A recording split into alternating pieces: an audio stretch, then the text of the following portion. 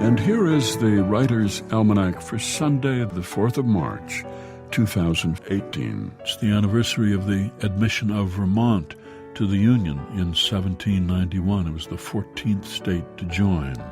Vermont, which for its first 200 years voted Republican in every single presidential election except 1964 when it voted for Lyndon Johnson. But since 1992, it's voted Democratic in every presidential election. It competes with New Hampshire for being the least religious state in the Union. Only half of Vermonters say they believe in God, compared with about 70% of the rest of the country. It's the birthday of the novelist Thomas Stribling, born Clifton, Tennessee, 1881. He started out writing pulp fiction for magazines, detective stories, science fiction. Loved Venezuela. He wrote 3 novels set there in the 20s, and then won the Pulitzer Prize with his novel The Store, a satire of the Jim Crow South.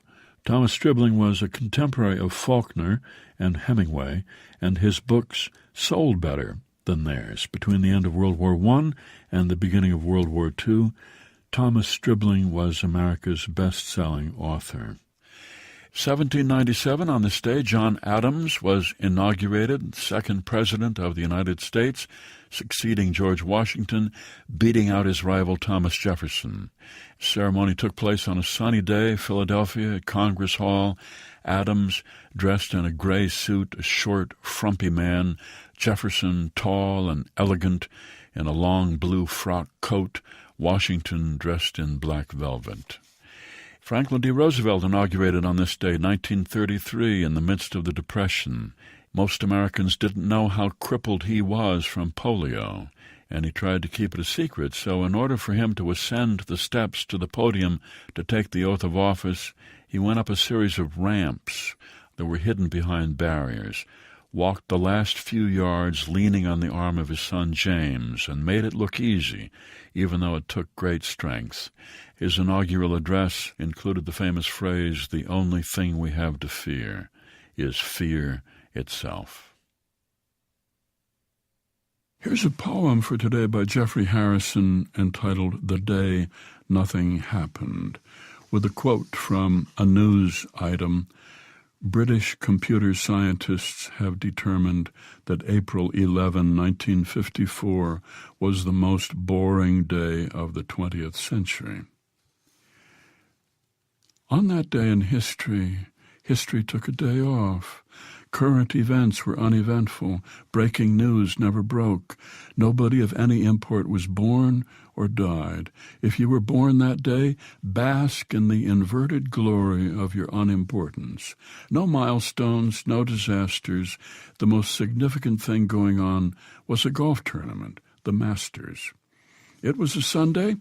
In Washington, President Eisenhower, whose very name induces sleep, practiced his putt on the carpet of the Oval Office, a little white ball crossing and recrossing the presidential seal like one of Jupiter's moons or a hypnotist's watch. On the radio, Perry Como was putting everyone into a coma. But the very next day, in New York City, Bill Haley and his Comets recorded "Rock Around the Clock," and a few young people began to regain consciousness while history, like Polyphemus waking from a one-day slumber, stumbled out of his cave, blinked his giant eye, and peered around for something to destroy. The Day Nothing Happened by Jeffrey Harrison from Into Daylight, published by Tupelo Press and used by permission here on the Writer's Almanac, supported by the Poetry Foundation, publisher of Poetry Magazine, committed to discovering great poets and printing their verse. Back issues and subscriptions available at poetryfoundation.org. And by Progressive Insurance, working to make progress for more than 75 years. Engineered by Noah Smith, produced by Joy Biles. Be well, do good work, and keep in touch.